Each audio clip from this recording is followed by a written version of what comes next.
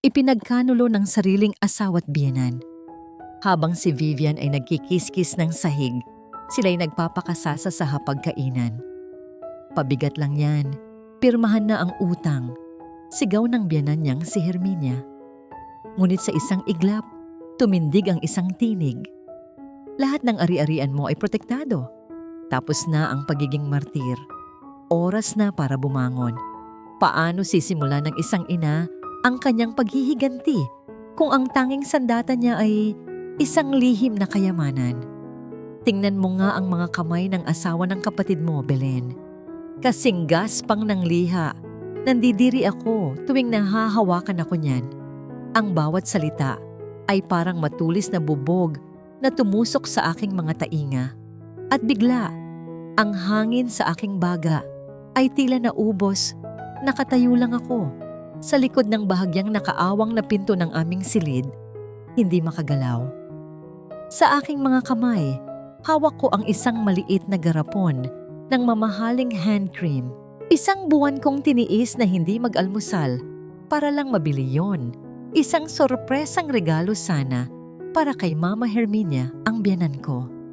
Umaasa ako na sa simpleng paraan na ito, kahit paano'y maramdaman kong pinapahalagahan niya ako.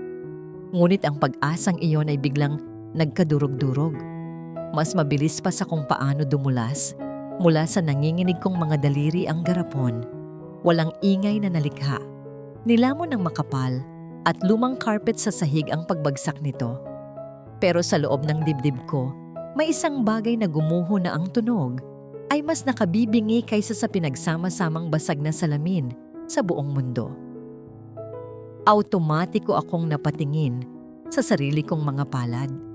Ang mga kalyo sa dulo ng aking mga daliri, bunga ng walang katapusang paglalaban ng kanilang mga damit, gamit ang kamay para makatipid sa kuryente. Ang maliliit na peklat mula sa tilamsik ng mainit na mantika habang ipinagluluto ko sila ng kanilang mga paboritong pagkain. Ang mga gaspang na dulot ng araw-araw na pagkayod.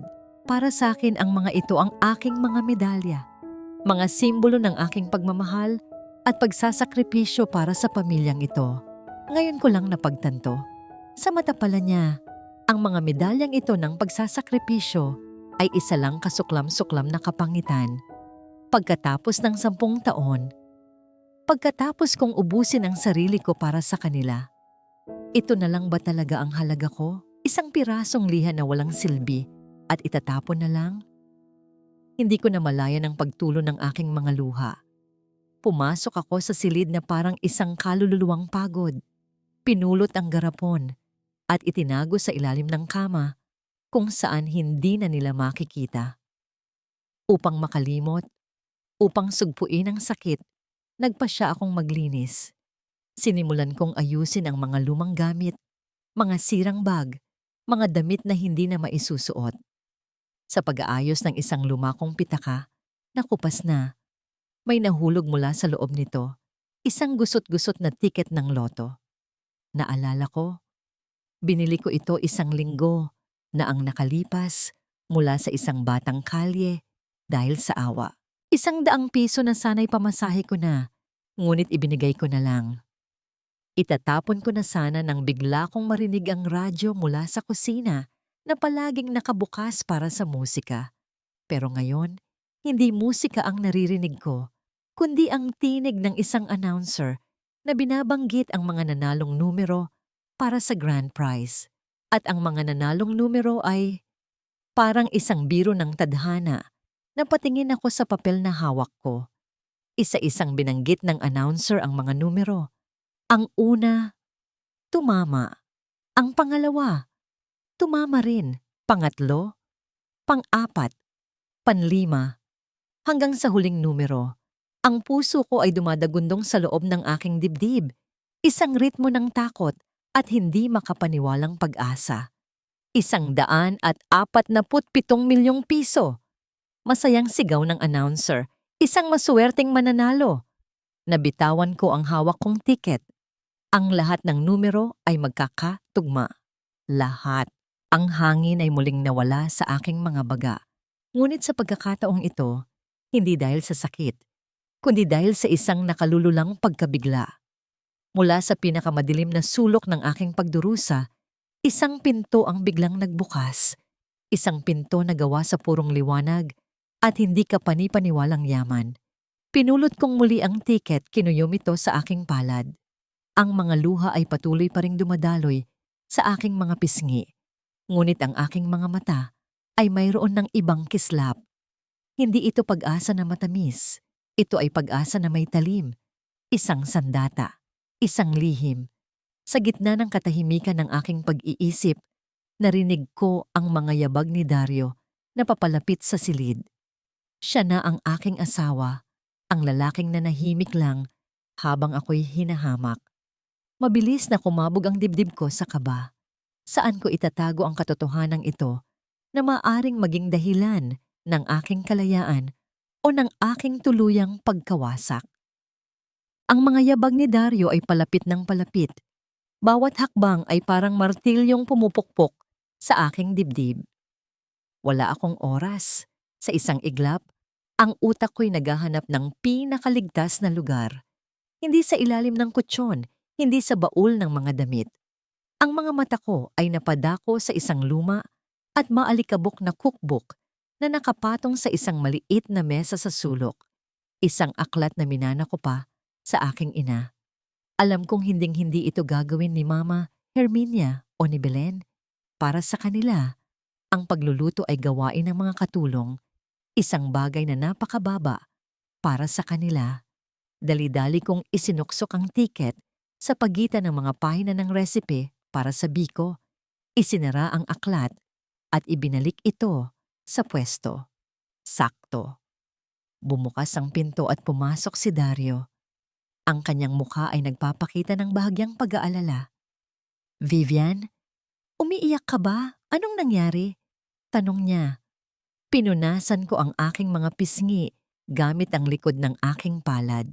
Nakikita ko ang kanyang ngingisi habang dahan-dahan niyang sinusunog ang tiket sa harapan ko. Ang aking tanging pag-asa na nagiging abo. Kinabukasan, maaga akong gumising. Nagpaalam akong mamamalengke, ngunit iba ang aking totoong sadya. Dala ang kaunting perang naitabi ko mula sa mga sobra sa budget, sumakay ako ng jeep papunta sa bayan at pumasok sa isang maliit na internet cafe na amoy luma at may maingay na mga electric fan. Nanginginig ang aking mga kamay habang nagtatype ako sa search bar. Paano kunin ang lotto prize ng lihim? Doon, sa gitna ng daan-daang resulta, isang artikulo ang nakaagaw ng aking pansin. Tungkol ito sa pag-set up ng isang trust account, isang legal na paraan para ang pera ay mapunta sa isang account na hindi direktang nakapangalan sa akin. Ngunit ako ang may kontrol, isang pangalan na iba, isang pagkatao na malaya. Ang ideya ay nagsimulang mabuo sa aking isipan, isang maliit na buto ng paghihimagsik na itinatanim sa tigang na lupa ng aking pagtitiis. Pag-uwi ko, nadatnan kong mahimbing na natutulog pa si Angela, ang aking 7 taong gulang na anak. Ang kanyang mukha ay payapa, walang bahid ng anumang problema sa mundo. Hinaplos ko ang kanyang buhok at hinalikan siya sa noo. Siya ang aking lakas. Siya ang aking dahilan. Tumingin ako sa kanya at sa kauna-unahang pagkakataon, sa loob ng maraming taon, gumawa ako ng isang pangako sa aking sarili. Para sa iyo ito, anak. Bulong ko. Ang aking tinig ay halos hindi marinig. Gagawa si Mama ng paraan. Ang sandaling iyon ng tahimik na determinasyon ay biglang binasag ng isang malakas na tawag mula sa sala. "Vivian, halika rito." Ang boses ni Mama Herminia ay matigas at walang pasensya. Huminga ako ng malalim bago lumabas ng silid. Nakaupo siya sa kanyang paboritong silya, nakataas ang kilay at nakatingin sa akin na parang ako ang pinakamababang uri ng nilalang. "May kailangan akong pera para sa mga bayarin," sabi niya. Inilahad ang kanyang palad. "Ibigay mo sa akin ang ATM card mo, ngayon na." Wala akong nagawa kundi ang iabot ang aking ATM card. Ang pakiramdam ay hindi na parang ibinibigay ko lang ang isang piraso ng plastik, kundi parang isinusuko ko ang isang piraso ng aking pagkatao. Kinuha ito ni Mama Herminia mula sa aking kamay. Ang kanyang mga daliri malamig at walang bakas ng anumang pasasalamat sa kanyang mukha. Kinabukasan, isinauli niya ang card, ngunit alam ko na. Pag-check ko sa balanse sa isang app sa aking luma at basag na screen na cellphone, halos maubos na ang laman. Nag-iwan lang siya ng sapat na halaga para sa pamasahe ko papunta at pauwi mula sa trabaho sa loob ng 1 linggo. Ang sahod na pinaghirapan ko ng 2 linggo, naglaho sa isang iglap. Kasabay ng pag-abot niya ng card, inihagis niya sa akin ang isang maliit na asul na kwaderno at isang ballpen. "Oh," sabi niya, ang kanyang boses ay kasing tigas ng bato. "Isulat mo dyan ang bawat sentimo na gagastusin mo, mula sa pamasahe, sa gulay, sa lahat. Gusto kong makita kung saan napupunta ang pera ng anak ko. Ayokong may nawawala." Tumango lang ako, isang tahimik na pagsuko. Ang kwaderno ay naging anino ko. Isinulat ko ang 20 pisong pamasahe sa jeep, ang 5 pisong tubig, ang 30 pisong halaga ng kangkong. Bawat gabi, sinusuri ni Mama Herminia ang listahan. Ang kanyang mga matay parang isang agila na naghahanap ng kahit anong pagkakamali, ng kahit anong butas para muli akong ipahiya. Ang hapunan ay naging isang korte kung saan ako palaging ang nasasakdal. Isang gabi, habang hinahain ko ang paborito ni Dario na sinigang na baboy, umasim ang mukha ni Mama Herminia kahit hindi pa niya natitikman. "Amoy pa lang, alam ko na," sabi niya, itinatabi ang kanyang plato. Masyadong maasim, parang buhay ng mga mahihirap, laging umaasa sa asim ng iba. Sumingit si Belen, ang kapatid ni Dario, na may mapanuyang ngiti. "Kaya nga ma, at tingnan mo ang suot ni Vivian. Parang basahan na galing ukay-ukay, nakakahiya sa mga bisita mo." Tumingin ako kay Dario, naghahanap ng kahit anong tulong, ng kahit anong salita ng pagtatanggol. Ngunit tulad ng dati, nakayuko lang siya, abala sa paghihiwa ng kanyang pagkain na parang walang naririnig. Ang bawat subo ng kanin na isinubo ko sa aking bibig ay parang may lason ng kahihiyan. Nang gabing iyon, habang si Angela ay mahimbing nang natutulog, umupo ako sa maliit naming mesa. Kinuha ko ang asul na kwaderno. Sa isang pahina, maingat kong isinulat ang listahan ng mga pinamili ko sa palengke.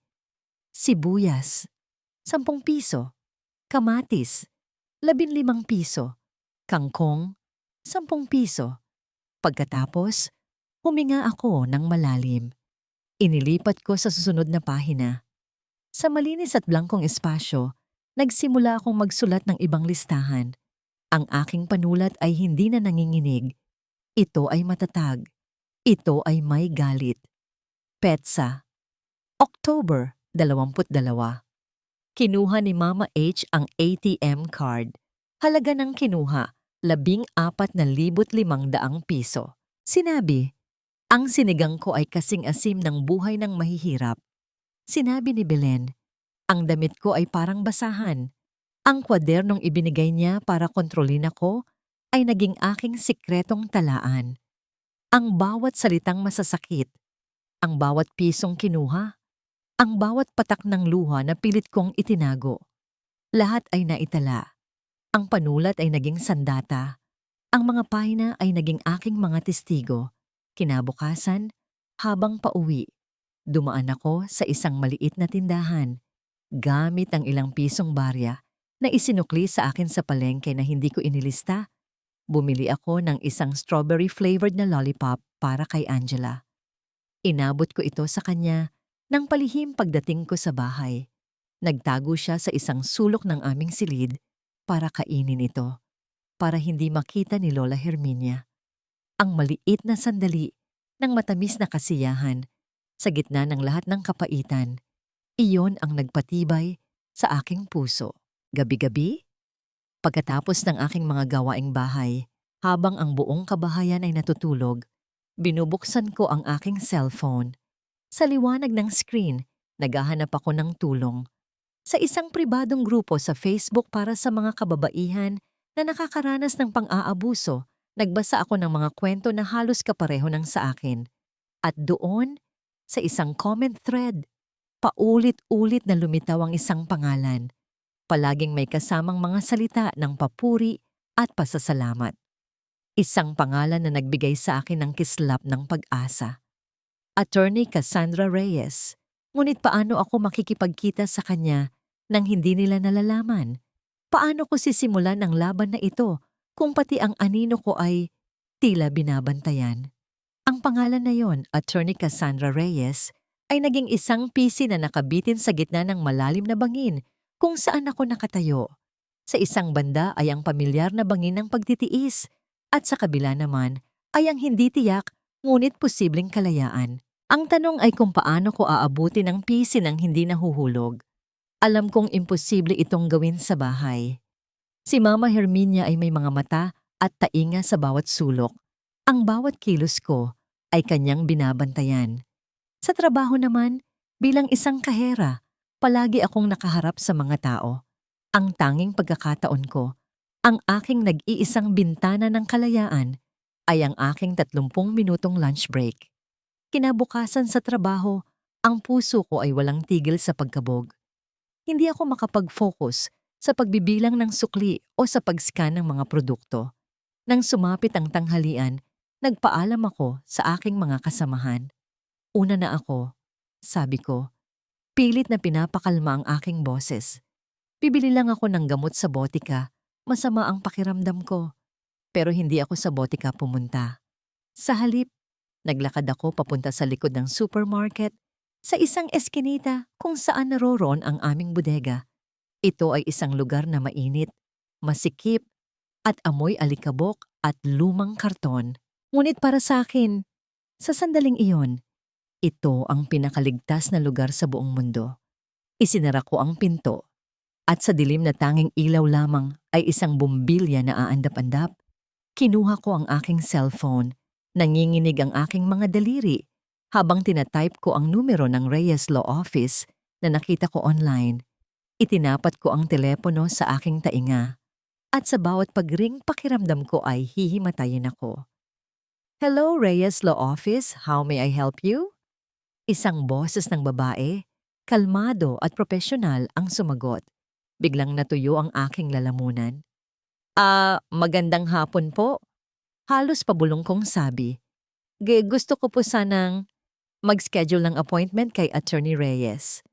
Okay, ma'am. Tungkol po saan ang kaso? Nag-alinlangan ako. Ang pagsasabi nito ng malakas ay parang ginagawa itong mas totoo, mas nakakatakot. Tungkol po sa financial abuse at posibleng annulment. Narinig ko ang pag-type sa kabilang linya. Sige po, let me check her schedule. Puno po si attorney this week. Ang pinakamaaga niya pong available slot ay sa susunod na Martes, 2:00 ng hapon. Martes, 2:00 ng hapon. Nasa gitna yon ng shift ko sa trabaho. Paano ako makakatakas? Ngunit alam kong hindi ko pwedeng palampasin ito. Sige po, tatanggapin ko po yan. Pagkatapos kong ibigay ang aking pangalan, Vivian Santos, ginamit ko ang aking pangalan pagkadalaga at ibaba ang telepono. Napasandal ako sa pader na puno ng agiw. Isang malaking hakbang na ang nagawa ko. Sa kauna-unahang pagkakataon, humingi ako ng tulong. Napapikit ako at naramdaman ko ang pag-agos ng luhang hindi ko na napigilan. Hindi ito luha ng kalungkutan, kundi luha ng nerbiyos at isang maliit na kislap ng pag-asa. Biglang kumalam ang aking tiyan, isang paalala na hindi pa pala ako nanananghalian. Ang perang dapat sana'y pambili ko ng pagkain ay ginamit ko para sa load ng telepono. Ngunit hindi ko ito pinagsisihan. Ang pag-asang naramdaman ko sa sandaling iyon ay mas nakakabusog kaysa sa anumang pagkain. Pinunasan ko ang aking mukha at pilit na inayos ang sarili bago bumalik sa supermarket floor. Habang naglalakad ako pabalik sa aking counter, sinalubong ako ng aking supervisor, si Aling Nelia, isang babaeng kilala sa pagiging istrikta. Ang kanyang mukha ay seryoso. "Vivian," sabi niya, ang kanyang boses ay walang emosyon. "Kanina ka pa hinahanap. Tumawag ang biyenan mo." Nanigas ako sa aking kinatatayuan. Ang init ng pag-asa na naramdaman ko kanina ay biglang nilamig ng yelo ng takot. Bakit daw po, Ma'am Nelia?" "Hindi ko alam. Ang sabi lang, tumawag ka raw sa kanya agad-agad. Importante daw." Tinitigan niya ako. Ang kanyang mga mata ay tila sinusuri ang bawat hibla ng aking pagkatao. "Mukha kang namumutla. Sigurado ka bang ayos ka lang?" Tumango lang ako, hindi makapagsalita. Pumasok ako sa aking counter. Ang mga kamay ko ay nanginginig habang nag-scan ako ng mga delata at sachet ng kape. Ang isip ko ay lumilipad. Paano nalaman ni Mama Herminia na wala ako sa counter? May nagsumbong ba? O ito ba ay isa lamang sa kanyang mga paraan ng pagpapakita ng kontrol? Isang paalala na kahit nasa trabaho ako, ang tanikala niya ay nakapalibot pa rin sa aking leeg. Nag-aalala na baka gumawa siya ng eksena. Nagpaalam ako ulit kay Aling Nelia. Nagagamit lang ako ng telepono sa opisina nila para tawagan ang aking biyenan. Habang naglalakad, ang bawat hakbang ay parang ang bigat-bigat. "Hello, Ma?" Sabi ko nang sagutin niya ang tawag. "Nasaan ka bang babae ka?" Sigaw niya mula sa kabilang linya. Sapat na para marinig ng mga kasamahan ko sa malapit. "Bakit ngayon ka lang tumawag? Kanina pa ako naghihintay." "Umuwi ka ng maaga ngayon. May bisita tayo. Ang mga tita mo mula sa Bulacan. Magluto ka ng masarap. Huwag mo akong ipapahiya." At pagkatapos, ibinaba niya ang telepono. Walang tanong kung pwede ba akong umuwi ng maaga. Walang tanong kung may pera ba akong pambili ng mga sangkap. Isang utos. Isang obligasyon. Napasabunot ako sa aking buhok sa sobrang frustrasyon. Ang appointment kay Attorney Reyes sa susunod na linggo ay naroon. Isang beacon ng pag-asa. Ngunit ang araw na ito at ang lahat ng araw bago ang Martes na yon ay tila isang walang katapusang bundok na kailangan kong akyatin. At sa bawat pag-akyat, tila laging may humihila sa akin pababa. Bumalik ako sa aking counter. Ang aking isipan ay gulong-gulo. Habang nag-aabot ako ng sukli sa isang customer, aksidenteng nahulog ang ilang barya sa sahig. "Ay, pasensya na po," sabi ko. Yumuko para pulutin ang mga ito. "Miss, okay ka lang?" Tanong ng customer. Isang babaeng mukhang nasa mid-40s. Ang kanyang boses ay may bahid ng pag-aalala. "Kanina ka pa tulala. May problema ba?" Tumingala ako sa kanya at sa isang iglap, gusto kong isumbong ang lahat. Gusto kong sabihin sa kanya na hindi ako okay. Gusto kong sabihin na ang buhay ko ay isang kulungan. Ngunit sa huli, ang ngiti na sanay na akong isuot ay muling lumitaw sa aking labi. "Ayos lang po, ma'am. Pagod lang po siguro. Salamat po sa pag-aalala." Ngumiti siya pabalik. Isang ngangiting malungkot. Minsan, ang pinakamabigat na dinadala natin ay ang mga problemang hindi nakikita ng iba. At sa mga salitang yon, umalis na siya. Naiwan akong nakatulala, hawak ang mga barya. Ang simpleng pangungusap ng isang estranghero ay tumama sa akin ng mas malakas kaysa sa lahat ng sigaw ni Mama Herminia. Dahil sa kauna-unahang pagkakataon, naramdaman kong may isang taong nakakita sa akin. Hindi lang ang kahera, hindi lang ang manugang, kundi si Vivian. Ang mga salita ng estrangherong yon ay naging baon ko sa mga sumunod na araw. Isang maliit na tinapay ng kabaitan sa gitna ng disyerto ng aking pagtitiis. Bawat gabi, sa asul na kwaderno, Patuloy kong isinusulat ang mga detalye ng aking pagkaalipin. At sa bawat salitang isinusulat ko, lalong tumitibay ang aking determinasyon. Ang Martes ay darating at kailangan kong maging handa. Ang pinakamalaking problema ko ay kung paano makakuha ng isang buong araw na leave. Isang araw para makipagkita kay Attorney Reyes at para asikasuhin ang pinakamahalagang bagay sa lahat. Alam kong hindi ako papayagan ni Aling Nelia at lalong hindi ako papayagan ni Mama Herminia, kaya gumawa ako ng isang desperadong plano. Sa loob ng 3 araw bago ang Martes, sinadya kong pagurin ang aking sarili. Nagtrabaho ako ng doble, nagbuhat ng mga mabibigat na kahon, at pilit na nagpuyat sa gabi. Uminom ako ng malamig na tubig kahit nilalamig na ako. Kailangan kong magkasakit. Isang sakit na totoo. Isang sakit na hindi nila pwedeng questionin. At noong Lunes ng gabi, ang aking katawan ay sumuko na. Nagising akong nilalagnat. Ang aking lalamunan ay namamagang parang may bumabarang apoy. At ang aking ulo ay pumipintig sa sakit.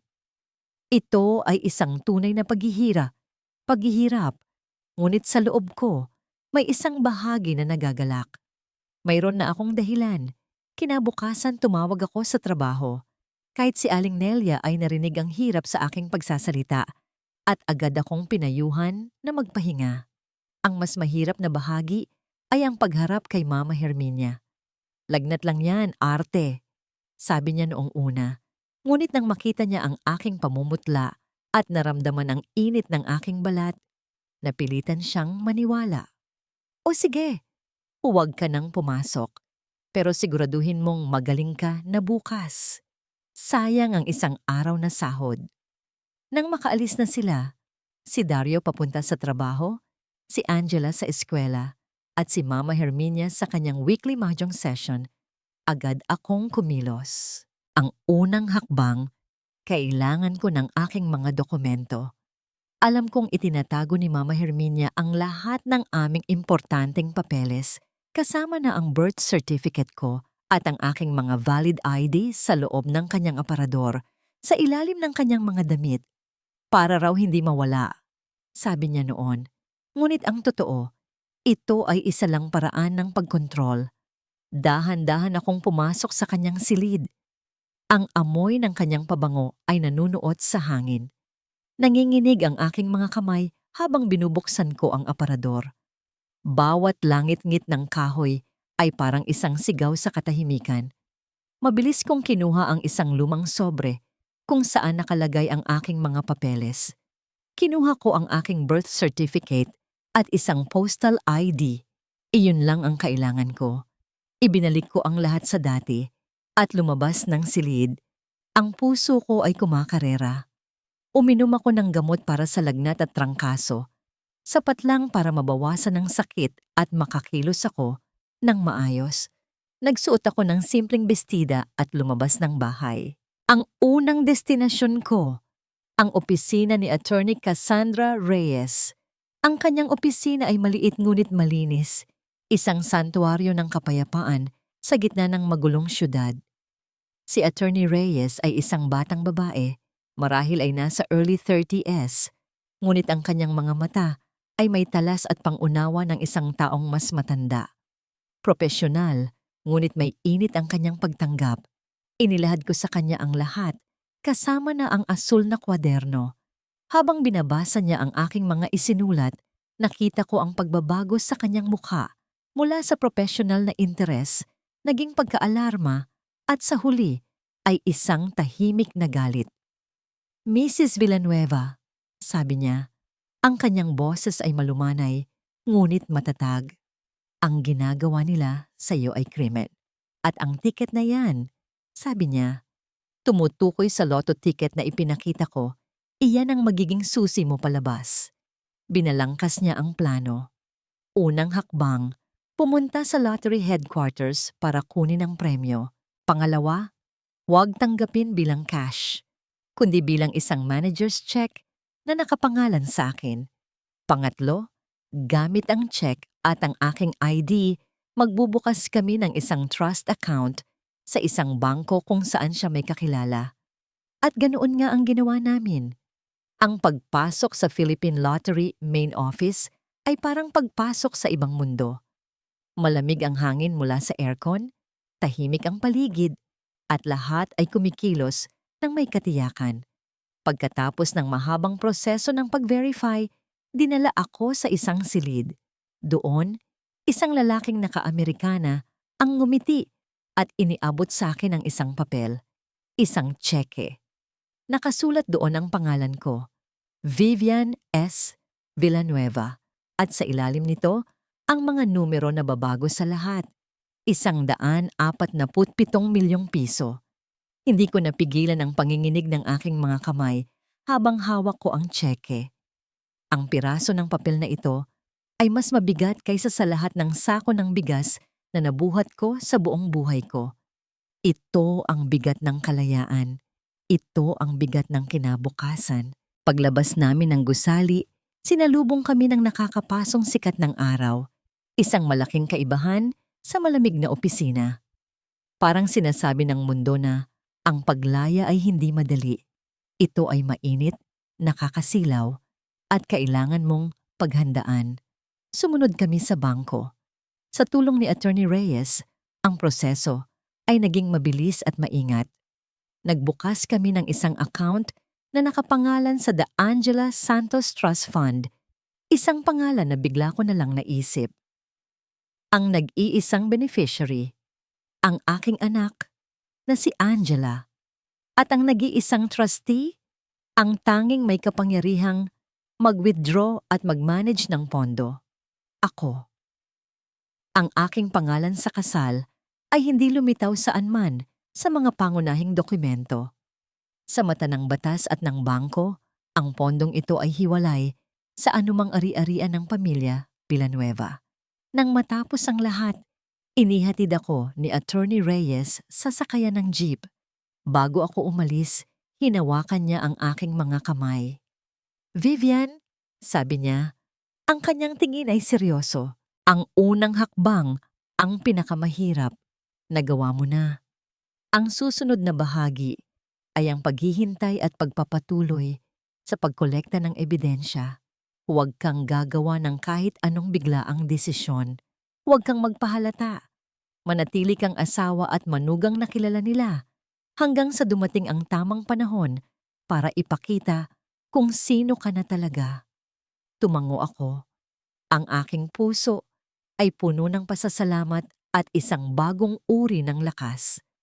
Habang nakaupo ako sa jeep pauwi, ang init ng lagnat ay unti-unting bumabalik. Isang paalala ng sakit na kailangan kong pagdaanan para lang marating ang araw na ito. Ngunit wala na akong pakialam. Pagdating ko sa bahay, nadatnan ko si Mama Herminia na naghihintay sa sala. Ang kanyang mga braso ay nakakrus sa kanyang dibdib. Ang kanyang mukha ay kasing dilim ng papalubog na araw. "Saan ka galing na babae ka?" Sigaw niya, ang kanyang boses ay umalingaw-ngaw sa buong kabahayan. "Ang sabi mo may sakit ka, pero nagliwaliw ka buong araw. Anong kalokohan ito?" Ang matandang Vivian ay yuyuko, hihingi ng tawad at iiyak. Ngunit ang bagong Vivian, ang Vivian na may hawak na sikretong nagkakahalaga ng 147 milyong piso, ay huminga lang ng malalim. "Pumunta po ako sa health center, Mama," sabi ko. Ang aking boses ay kalmado at bahagyang paos dahil sa sakit. "Para kumuha ng libreng gamot. Alam niyo naman po, kailangan nating magtipid." At sa kauna-unahang pagkakataon, tiningnan ko siya ng diretso sa mata. Walang bakas ng takot. Ang kalmadong sagot ko ay tila isang malakas na sampal kay Mama Herminia na hindi niya inaasahan. Natigilan siya sandali. Ang kanyang bibig ay bahagyang bumuka. Naghahanap ng isasagot. Sa isang iglap, nakita ko sa kanyang mga mata ang pagkalito. Sanay siyang ako ang yumuyuko, ang umiiyak, ang humihingi ng tawad. Ang katahimikan ko ay isang wikang hindi niya maintindihan at iyon ang kinatatakutan niya. Ngunit ang isang tulad ni Herminia Villanueva ay hindi nagpapatalo. Mabilis niyang binawi ang kanyang composure. Imbes na ipagpatuloy ang pakikipagtalo tungkol sa aking pag-alis, ngumiti siya. Isang ngiti na mas malamig pa kaysa sa sahig na gawa sa marmol. Mabuti naman kung ganoon, sabi niya. Dahil kailangan kitang maging malusog. Mayroon tayong kailangang pag-usapan. Kinagabihan, pagkatapos ng isang hapunan na puno ng tensyon, ipinatawag niya kaming tatlo. Ako, si Dario, at si Belen, sa sala. Ito ay isang pamilyar na eksena. Ang kanyang trono ay ang solong silya sa gitna, habang kami ay nakaupo sa mahabang sofa na parang mga nasasakdal na naghihintay ng hatol. Sa susunod na buwan, panimula niya, ang kanyang boses ay puno ng drama. Ay ang aking ikapitumpung kaarawan. Tumingin siya sa aming lahat, hinihintay ang aming reaksyon. Si Belen ay agad na pumalakpak ng may pekeng tuwa. Si Dario ay ngumiti ng alanganin. Ako naman ay nanatiling tahimik. At hindi ko gustong maging isang simpleng salo-salo lang ito. Pagpapatuloy niya, gusto ko ng isang malaking selebrasyon, isang granding party. Imbitado ang lahat ng ating mga kamag-anak mula sa probinsya, ang mga dati kong kaibigan, ang mga kasosyo sa negosyo ng yumaong papa ninyo. Gusto kong ipakita sa kanila na ang pamilya Villanueva ay matatag pa rin. Nagsimulang magsalita si Belen. Ang kanyang boses ay nangingintab sa kasabikan. Oo nga ma, maganda yan. Pwede tayong mag-rent sa isang hotel ballroom. Kumuha tayo ng sikat na caterer at live band. Si Mama Herminia ay tumango, tila nasisiyahan sa mga suhestyon. Eksakto. At syempre, kailangan natin ng mga bagong damit, mga designer gown para sa ating dalawa, Belen, at isang magandang barong Tagalog para kay Dario. Sa buong pag-uusap nila, ako ay parang hangin lang. Hindi nila ako tinitingnan. Hindi nila ako kinakausap. Ngunit alam ko, sa bawat salitang binibitawan nila, sa bawat mamahaling plano na kanilang binubuo, ang bigat nito ay dahan-dahang inililipat sa aking mga balikat. Pagkatapos ng ilang minuto ng pagpaplano, huminga ng malalim si Mama Herminia, isang buntong hininga ng isang martir. Ito na lang siguro ang huling malaking selebrasyon sa buhay ko. Ang tanging hiling ko lang ay maging masaya at maipagmalaki ang aking pamilya. Ito na, ang pamilyar na pang-guilt trip. Tumingin siya sa akin sa wakas. Ang kanyang mga mata ay naniningkit. Ang problema lang, medyo kapos tayo sa pera ngayon. Isang kasinungalingan. Alam kong meron siyang mga naipon at alahas, ngunit sa laro niya, siya palagi ang biktima. Pero, sabi ni Belen, na parang nagkaroon ng isang napakagandang ideya. Si Vivian naman ay may stabileng trabaho, may payslip, siguradong madali lang siyang makakaloan sa bangko. Tumingin silang lahat sa akin. Ang bitag ay nakalatag na. Ang mga panga nito ay handa ng sumakmal. Para naman hindi mapahiya si Kuya Dario sa mga kamag-anak natin. Dagdag pa ni Belen, ang kanyang boses ay matamis, ngunit puno ng lason. At para maipakita rin natin na ang asawa niya ay mapagmahal at maalaga. Naroon ang salitang iyon, hiya, kahihiyan. Kung hindi ako papayag, ako ang magiging masama. Ako ang magiging kahiya-hiyang asawa. Sa labas, ang mukha ko ay kalmado. Tila pinag-iisipan ko ang kanilang sinasabi. Ngunit sa loob, isang malamig at matigas na galit ang nabubuo. Nakikita ko ang kanilang plano ng malinaw na parang kristal. Ito ay hindi tungkol sa selebrasyon. Ito ay tungkol sa kapangyarihan. Ito ay tungkol sa pagpapatunay na kaya pa rin nila akong kontrolin. Kaya pa rin nilang kunin ang anumang gusto nila mula sa akin. Naalala ko ang sinabi ni attorney.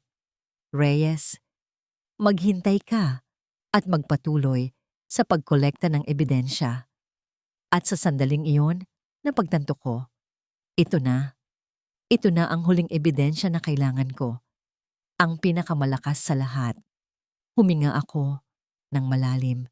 Nagpapakita ng bigat sa aking balikat na gusto nilang makita. Magkano po ba ang kailangan? Tanong ko. Ang aking boses ay pagod. Nagkatinginan si Mama Herminia at Belen, isang mabilis na palitan ng tingin ng tagumpay. Si Belen ay may kinuha mula sa kanyang bag, isang application form mula sa isang lending company na kilala sa napakataas na interes. Nakahanda na pala ang lahat.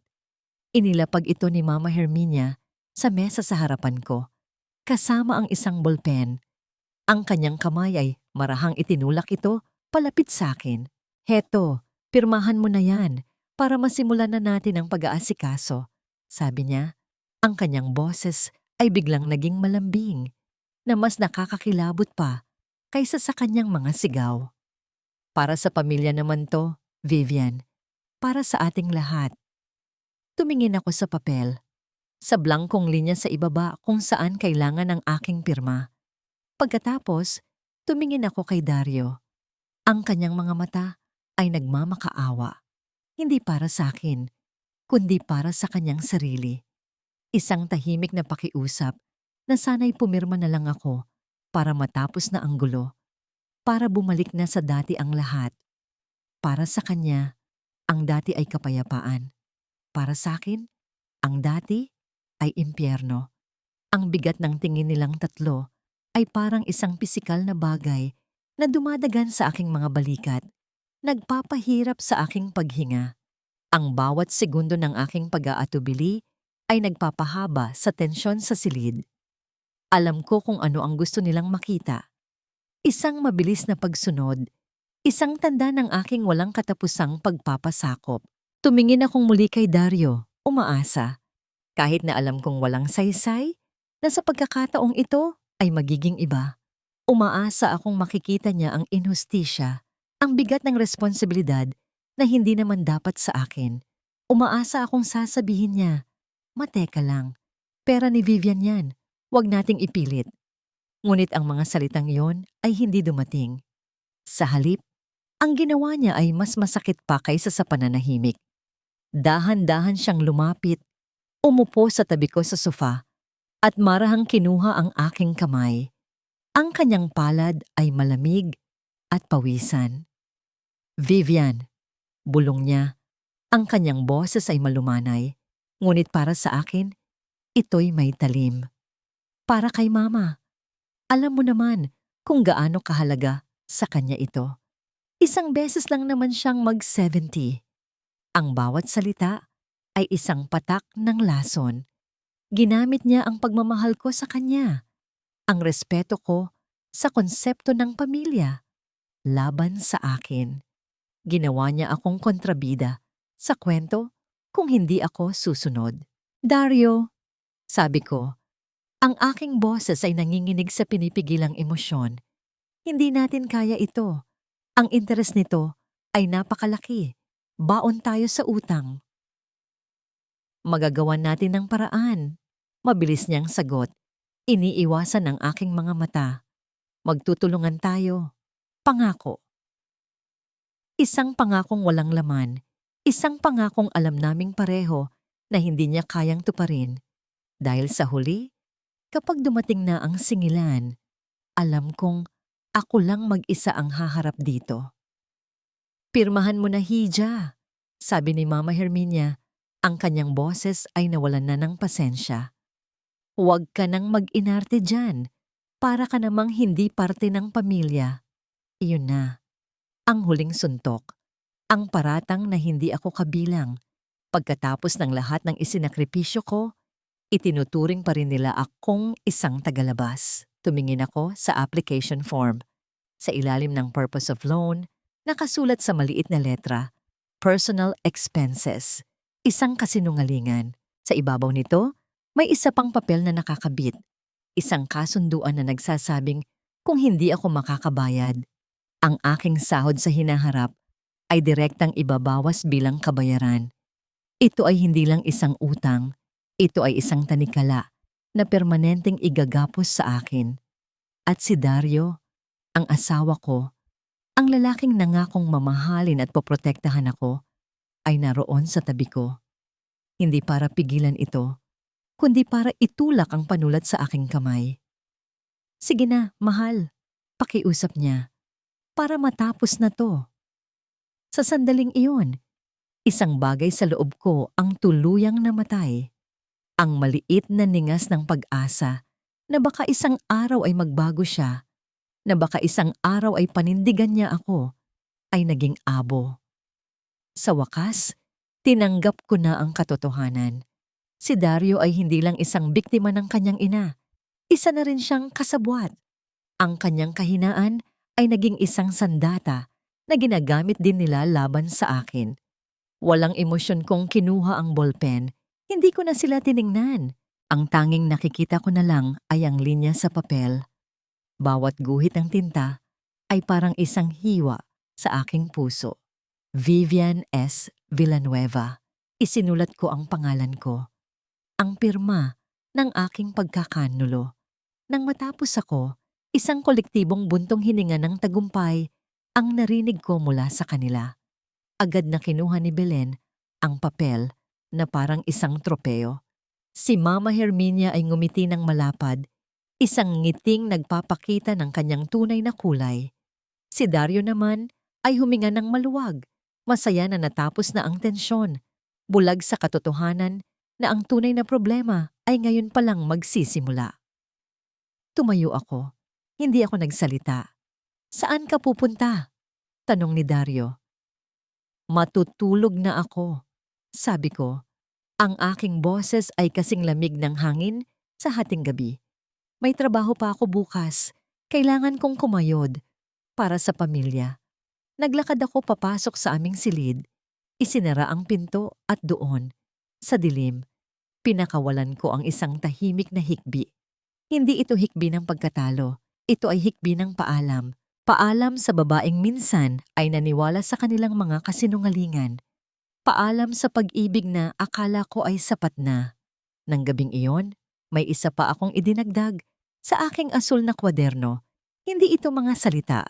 Kinuha ko ang aking cellphone at palihim na kinuhanan ng litrato ang loan application form na iniwan ni Belen sa mesa bago niya ito ipasa kinabukasan.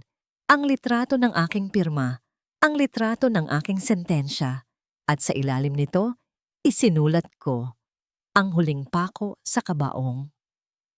Ang mga sumunod na linggo ay lumipas na parang isang panaginip. Isang masamang panaginip kung saan ako ay isang manonood sa sarili kong buhay. Ang pera mula sa utang ay dumating at ito ay nawala na parang bula. Si Mama Herminia at Belen ay nasa kanilang elemento. Araw-araw may mga dumarating na delivery, mga mamahaling tela, para sa kanilang mga gown, mga sample ng pagkain mula sa caterer, mga imbitasyon na nakalimbag sa makapal at mabangong papel. Ako ang taga-abot ng bayad sa delivery man. Ako ang tagalinis ng kanilang kalat pagkatapos ng kanilang mga meeting. At ako ang tagapakinig sa kanilang walang katapusang pag-uusap tungkol sa kung anong alahasang babagay sa kanilang mga damit. Sa lahat ng ito, ako ay isang multo. Isang anino sa pader. Ngumingiti ako kapag kailangan. Tumatango kapag tinatanong at nananatiling tahimik. Ginanap ko ang aking papel ng perpekto. Ang bawat pag-uusap nila tungkol sa kulay ng mga bulaklak o sa lasa ng alak ay parang ingay lang ng kuliglig sa aking tainga. Ang tanging tunog na malinaw sa akin ay ang papalapit na orasan. Ang bawat tiktak nito ay isang hakbang palapit sa araw ng aking paglaya. Isang araw bago ang party, kailangan kong gumawa ng paraan para makipagkita kay Attorney Reyes sa huling pagkakataon. Ginamit kong dahilan ang pagbili ng mga espesyal na sangkap para sa isang dessert na hiniling daw ni Mama Herminia na ako mismo ang gagawa. Isang maliit na kasinungalingan na madali niyang pinaniwalaan dahil nagpapatunay ito sa kanyang kapangyarihan. Muli, sa maliit at tahimik na opisina ni Attorney Reyes, inilatag namin ang lahat ng armas sa mesa. Naroon ang asul na kwaderno na ngayon ay halos puno na. Naroon ang kopya ng aking payslip na nagpapakita ng mga bawas. Naroon ang litrato ng loan application form na may pirma ko. At naroon ang bank statement ng trust fund. Isang patunay ng aking bagong kapangyarihan. Handa na ang lahat, Vivian? Sabi ni Attorney Reyes. Ang kanyang boses ay kalmado ngunit may bigat. Naihain na natin ang petition para sa isang temporary protection order. At dahil sa bigat ng ebidensya mo, lalo na ang loan na ito, malaki ang tsansa na aaprubahan ito agad. Kapag nangyari yon, hindi na nila pwedeng galawin ang kahit anong ari-arian o pera na nakapangalan sa'yo. At hindi ka na nila pwedeng pilitin na magbigay ng pera. Napansin niya ang aking mga sapatos na halos bumuka na ang swelas. Tinitigan niya ito sandali at pagkatapos ay tumingin sa aking mga mata.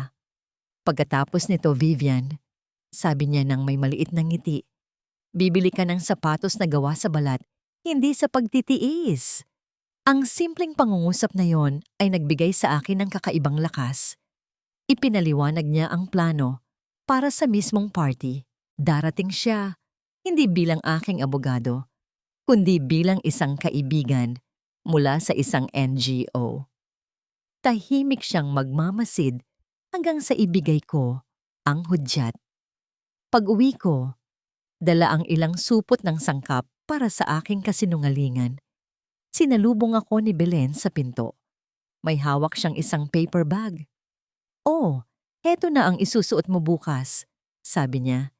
Iniabot ito sa akin na hindi man lang tumitingin sa aking mukha.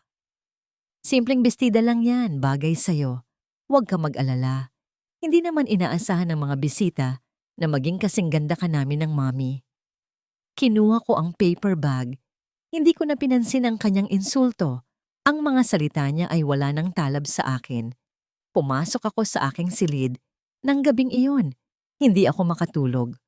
Ang buong bahay ay abala sa huling mga paghahanda. Ngunit sa aming silid, may sarili akong ritual. Tinitigan ko ang aking natutulog na anak, si Angela. Ang kanyang payapang muka, ang aking sagradong dahilan. Hinaplos ko ang kanyang pisngi at bumulong, "Bukas anak, bukas, magsisimula na ang bago nating buhay." Pagkatapos, mula sa pinakailalim ng aking aparador, sa ilalim ng mga luma kong damit, kinuha ko ang isang kahon. Binuksan ko ito. Sa loob, nakalatag ang isang simple, ngunit eleganteng navy blue na bestida. Hindi ito galing kay Belen. Binili ko ito gamit ang kauna-unahang maliit na withdrawal na ginawa ko mula sa aking trust fund. Hindi ito mamahalin, ngunit ito ay akin. Pinili ko, pinagdesisyonan ko, hawak ang damit, tumayo ako sa harap ng salamin. Ang babaeng nakatingin pabalik ay pagod at may maitim na bilog sa ilalim ng mga mata. Ngunit sa kaibuturan ng kanyang mga mata, may isang apoy na hindi pa kailanman nag-alab ng ganito kaliwanag. Bukas na ang digmaan at sa kauna-unahang pagkakataon, hindi ako papasok sa laban na walang dalang sandata. Handa na ako. Ang inupahang ballroom ay kumikinang sa ilalim ng mga ilaw ng chandelier. Ang hangin ay amoy mamahaling pabango, masasarap na pagkain at hindi maikakailang kasinungalingan. Sa gitna ng lahat, si Doña Herminia ay nakaupo sa isang silyang inayos na parang trono. Suot ang isang nakakasilaw na pulang gown. Ang kanyang mga alahas ay kumikislap sa tuwing siya ay gumagalaw. Sa kanyang tabi, si Belen ay nakangiti. Suot ang isang damit na halos kapareho ng sa ina. Sila ang mga reyna sa sarili nilang kaharian ng pagkukunwari. Pumasok ako suot ang simpleng bestidang ibinigay ni Belen.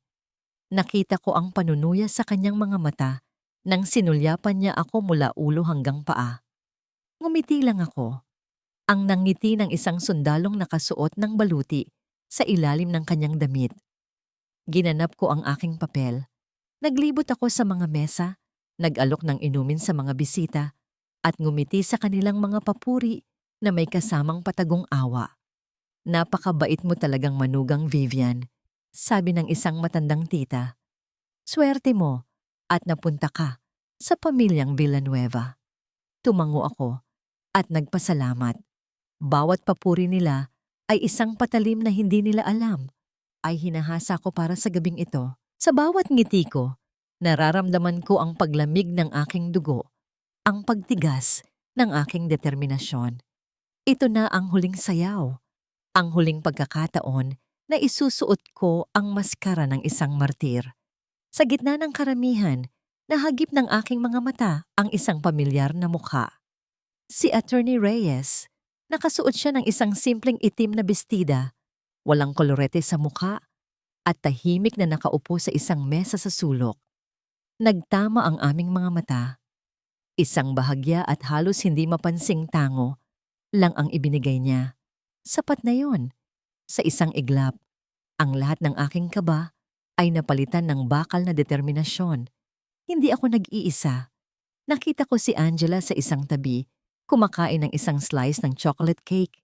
Ang kanyang mga mata ay bilog sa pagkamangha sa lahat ng kanyang nakikita. Sa tabi niya ay si Dario, ngunit abala ito sa pakikipag-usap sa isang pinsan, tumatawa sa isang birong hindi ko narinig. Lumapit ako kay Angela at inayos ang laso sa kanyang buhok na bahagyang tumabingi. "Mama, ang sarap po ng cake!" Bulong niya sa akin. Ngumiti ako, isang tunay na ngiti sa unang pagkakataon ngayong gabi. "Kumain ka lang, anak. Ito ang lahat." Ang karapatan niyang kumain ng cake nang hindi kailangang magtago sa sulok. Ang karapatan niyang maranasan ang kasiyahan ng walang takot. Ito ang dahilan ng lahat. Maya-maya, dumilim ang mga ilaw. Tumayo si Belen sa isang maliit na entablado. Hawak ang mikropono. "Isang magandang gabi po sa inyong lahat. At ngayon, para sa pinakahihintay nating sandali, pakinggan po natin ang mensahe mula sa ating nag-iisang reyna, ang aking ina, Doña Herminia Villanueva." Isang masigabong palakpakan ang umalingaw-ngaw. Dahan-dahang tumayo si Mama Herminia at kinuha ang mikropono. Ang kanyang mga mata ay nangingilid sa pekeng luha. Nagpasalamat siya sa lahat ng dumalo. Ikinuwento niya ang kanyang hirap bilang isang byuda. At pagkatapos, ang kanyang tingin ay napunta sa akin. Itinuro niya ako. "At siyempre," sabi niya, ang kanyang boses ay puno ng huwad na kabutihan, "ang aking mahal na manugang, si Vivian, isang simpleng dalaga mula sa probinsya na buong puso naming tinanggap at itinuring na tunay na pamilya. Siya ang buhay na patunay na ang aming pamilya ay may ginintuang puso." Ang mga bisita ay pumalakpak muli, ang iba ay tumatango sa pagsang-ayon. Ang aking mukha ay nanatiling kalmado, isang blankong canvas. Naramdaman ko ang titig ni Dario, isang titig na nagsasabing, "Ngumiti ka." Ngunit hindi ako ngumiti. Tinapos ni Mama Herminia ang kanyang talumpati. Ang palakpakan ay mas malakas pa. Ibinalik niya ang mikropono kay Belen. "Maraming salamat, Mami." At ngayon, para magbigay ng kanyang maikling mensahe at pasasalamat para sa lahat ng tulong niya sa pag-aasikaso ng party na ito, tawagin natin ni si... Hindi na niya natapos ang kanyang sasabihin. Tumayo ako. Dahan-dahan, bawat galaw ko ay sinadya. Ang bulungan sa ballroom ay unti-unting huminto. Ang palakpakan ay namatay. Ang lahat ng mata ay napunta sa akin. Ang huling sayaw ay tapos na. Oras na para harapin ang musika. Ang katahimikan sa loob ng ballroom ay biglang naging mabigat, halos mahahawakan. Ang lahat ng ngiti ay nanigas sa kanilang mga labi. Ang mga kubyertos ay napahinto sa ere. Si Belen, na may hawak pa ring mikropono, ay napatingin sa akin ng may pagtataka. Pagkatapos ay sa kanyang ina. Si Doña Herminia ay nakakunot ang noo. Ang kanyang pekeng ngiti ay naglaho, napalitan ng inis. Hindi ako naglakad papunta sa entablado. Nanatili akong nakatayo sa tabi ng aking mesa. Hindi ko kailangan ng entablado para sabihin ang katotohanan. Huminga ako ng malalim. Ang aking puso ay dumadagundong sa aking dibdib, ngunit ang aking boses Nang sa wakas ay lumabas ito, ay matatag at malinaw. Magandang gabi po. Panimula ko. Ang aking tinig ay umalingaw-ngaw sa tahimik na silid. Ako po si Vivian Santos Villanueva at tama po si Mama Herminia. Isa po akong simpleng babae mula sa Leyte at totoo rin pong tinanggap nila ako sa pamilyang ito. Nagkaroon ng bahagyang pag-relax sa mukha ni Mama Herminia. Marahil ay inakala niyang ito ay isang bahagi ng pagpapakitang tao, isang pasasalamat na aking ibibigay. Ngunit nagkakamali siya. Sa loob ng 10 taon, pagpapatuloy ko, ang aking tingin ay diretso sa kanyang mga mata. Sinuklian ko ang pagtanggap na yon ng buong puso kong serbisyo at pagmamahal. Ibinigay ko ang aking sahod, ang aking lakas, ang aking mga pangarap para sa pamilyang ito. Tumingin ako sa mga bisita. Ang magandang selebrasyon na ito, sabi ko, iginagala ang aking kamay sa buong ballroom ay isang patunay ng pagmamahal na yon. Isang ngiti ng tagumpay ang sumilay sa labi ni Mama Herminia. Ito na ang inaantay niya. Isang patunay, sabi ko. Ang aking boses ay biglang tumigas na parang bakal. Ng pagmamahal na pinilit nilang kunin sa akin sa pamamagitan ng isang utang na nagkakahalaga ng ₱250,000 na nakapangalan sa akin at sa akin lamang. Isang kolektibong paghinga ng pagkagulat ang narinig mula sa mga bisita. Ang nangiti ni Mama Herminia ay nanigas, pagkatapos ay gumuho. Anong pinagsasasabi mo? Sigaw niya. Ang kanyang boses ay biglang naging matinis at hindi na kontrolado. Hindi ko siya pinansin. Nagpatuloy ako. Sa loob ng 10 taon, bawat sentimo ng aking sahod ay kinuha. Ang bawat desisyon ko ay pinakialaman. Ang aking pagkatao ay tinapaktapakan. At lahat ng yon ay nakatala. Itinaas ko ang asul na kwaderno na kanina pa pala hawak ko sa ilalim ng mesa. Itinaas ko ito para makita ng lahat. Ang kwadernong ito na ibinigay niya sa akin para kontrolin ang bawat gastos ko ay naging saksi sa bawat pang-aabuso, sa bawat insulto, sa bawat pisong sa pilitang kinuha. Sinunggaling! Sigaw ni Belen. Sinusubukang agawin ang atensyon. Nababaliw na siya. Huwag kayong maniwala sa kanya. Ngunit huli na. Ang mga bisita ay nakatingin na sa akin. Ang kanilang mga mata ay puno ng pagkabigla at dahan-dahang pagkaunawa. Tumayo si Attorney Reyes mula sa kanyang upuan sa sulok at nagsimulang maglakad palapit sa akin. Hawak ang isang malaking brown envelope. At nang sa tingin nila ay wala na silang makukuha. Pagpapatuloy ko, ang aking boses ay nanginginig na sa galit at sakit. Binalak nilang palabasin na nagnakaw ako sa aking trabaho para tuluyan na akong itapon. Ang akusasyong yon ay tumama na parang kidlat. Si Dario, sa unang pagkakataon, ay napatingin sa akin. Ang kanyang mukha ay namumutla, puno ng pagkagulat at hindi paniniwala. Hindi iyan totoo, sigaw ni Dario, tumatayo. Hindi ba, Dario? Tanong ko sa kanya. Ang aking boses ay puno ng pait. Hindi ba't ikaw mismo ang nagtulak sa aking pumirma sa utang na yon? Hindi ba't nanahimik ka lang habang tinatawag nila akong isang pirasong liha na walang silbi? Hindi siya makasagot. Napaupo siyang muli. Ang kanyang mukha ay nakasubsob sa kanyang mga palad. Isang pag-amin sa gitna ng katahimikan. Tama na, sigaw ni Mama Herminia. Sinusubukang tumayo, ngunit ang kanyang mga tuhod ay tila nanghihina. Walang hiya kang babae ka. Pinalamon ka namin, binihisan, at ito ang igaganti mo? Sa sandaling iyon, 2 unipormadong pulis ang pumasok sa ballroom. Kasama ang isang babaeng naka-plain clothes. Naglakad sila nang diretso papunta sa aming direksyon. Ang lahat ay napatingin sa kanila. Ang lahat ng ito ay matatapos na ngayong gabi. Sabi ko, ang aking boses ay muling naging kalmado. Inabot ni Attorney Reyes ang mga dokumento sa babaeng naka-plain clothes na nagpakilala bilang isang social worker. Doña Herminia Villanueva, sabi ni attorney. Reyes, ang kanyang boses ay malinaw at may autoridad. Pinaglilingkuran po namin kayo ng isang temporary protection order na inisyu ng korte. Mula sa sandaling ito, ipinagbabawal na sa inyo ang anumang uri ng komunikasyon, pananakot o pang-aabuso sa aking kliyente, si Ginang Vivian Santos. Lahat ng kanyang sahod at personal na ari-arian ay protektado na sa ilalim ng batas. Pagkatapos, bumaling siya kay Belen. At para sa iyo, Miss Belen Villanueva, mayroon kaming mga testigo at recording ng iyong mga banta. Ang mga pulis na ito ay narito para imbitahan kang sumama sa istasyon para sa isang formal na investigasyon ukol sa grave threats and coercion. Nanlaki ang mga mata ni Belen sa takot.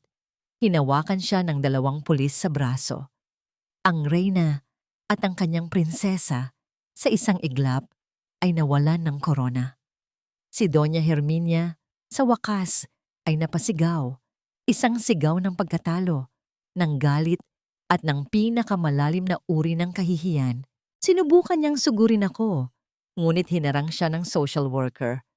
Ang kanyang perpektong ayos na buhok ay nagulo. Ang kanyang mamahaling gown ay nayupi. Ang kanyang mukha, na kanina lang ay puno ng pagmamataas, ay ngayon ay basag na basag. Ang lahat ng bisita ay nakatayo, mga saksi sa pagbagsak ng isang reyna sa kanyang sariling palasyo. Ang bulungan ay naging isang malakas na ugong. Ang hiya, ang kahihiyan. Ito ang parusang mas masahol pa sa anumang kulungan para kay Doña Herminia. Sa gitna ng kaguluhan, hinanap ko si Angela. Nakatayo siya sa isang tabi, hawak ang kamay ng isang pinsan. Ang kanyang mga mata ay malaki at nalilito. Nilapitan ko siya, lumuhod, at niyakap ng mahigpit. Tapos na anak, bulong ko sa kanyang tainga. Tapos na ang lahat. Uuwi na tayo. Habang papalabas kami ng ballroom, hawak ang kamay ng aking anak. Nilingon ko si Dario sa huling pagkakataon. Nakaupo pa rin siya. Umiiyak ng walang tunog. Isang sirang lalaki sa gitna ng mga guho ng pamilyang kanyang hinayaang mawasak. Sa aming paglabas, naramdaman ko ang malamig na hangin ng gabi sa aking mukha. Sa kauna-unahang pagkakataon, sa loob ng 10 taon, huminga ako ng malaya. 1 taon. 1 taon na ang lumipas mula noong gabing gumuho ang mundo ng mga Villanueva. Ngunit para sa akin, hindi iyon pagguho. Iyon ay isang lindol na nagpatag sa luma at bulok na istruktura para bigyang daan ang pagtatayo ng isang bago. Ang aming umaga ay hindi na nagsisimula sa sigaw o sa bigat ng dibdib.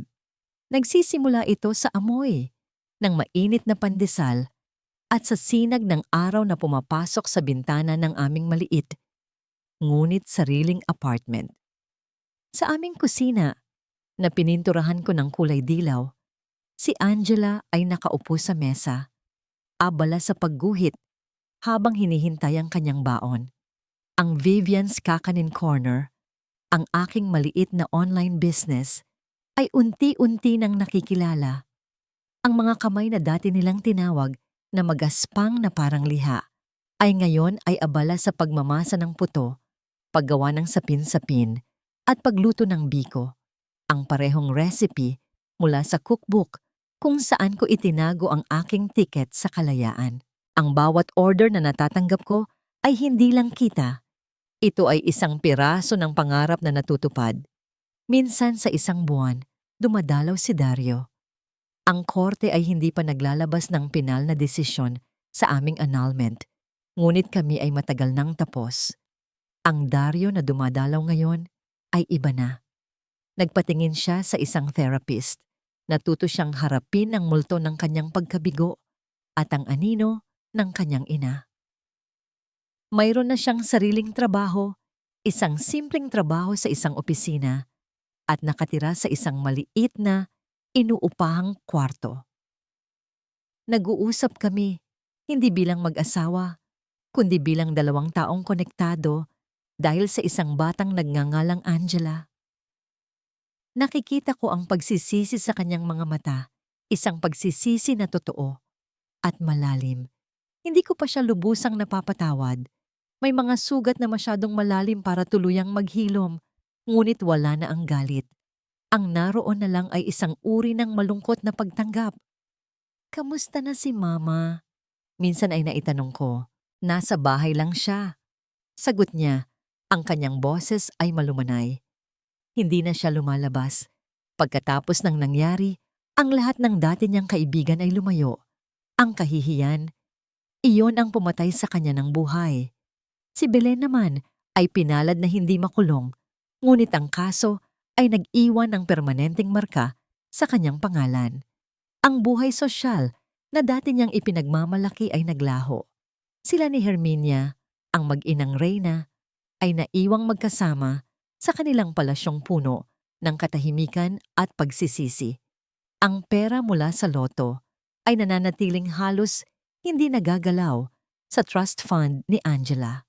Ginamit ko ang isang maliit na bahagi nito para magsimula at para mag-donate sa isang foundation na tumutulong sa mga babaeng biktima ng domestic at financial abuse, ang parehong foundation na pinagtatrabahoan ni Attorney Reyes. Ang tunay na kayamanan ko ay hindi ang mga milyon sa bangko. Ang tunay na kayamanan ko ay ang kapayapaan ng isip tuwing gabi at ang malakas na halakhak ng aking anak. Isang hapon, habang nagtutupi ako ng mga damit, lumapit si Angela sa akin. Mama, masaya ka na po ba? Tanong niya. Ang kanyang mga mata ay seryoso at puno ng inosenteng pag-usisa. Natigilan ako. Binitawan ko ang damit na hawak ko at niyakap ko siya ng mahigpit. Inaamoy ang kanyang buhok na amoy araw. Tumingin ako sa paligid ng aming munting tahanan, sa kanyang mga drawing na nakadikit sa ref, sa mga halaman na nagsisimula ng tumubo sa aming bintana, sa amoy ng niluluto kong hapunan. Tumingin akong muli sa aking anak. Oo, anak, sagot ko. At sa kauna-unahang pagkakataon, ang mga luhang pumatak mula sa aking mga mata ay puro at dalisay na luha ng kaligayahan. Dahil sa'yo at para sa'yo, palagi akong magiging masaya. Ang kalayaan pala ay hindi isang grandeng selebrasyon.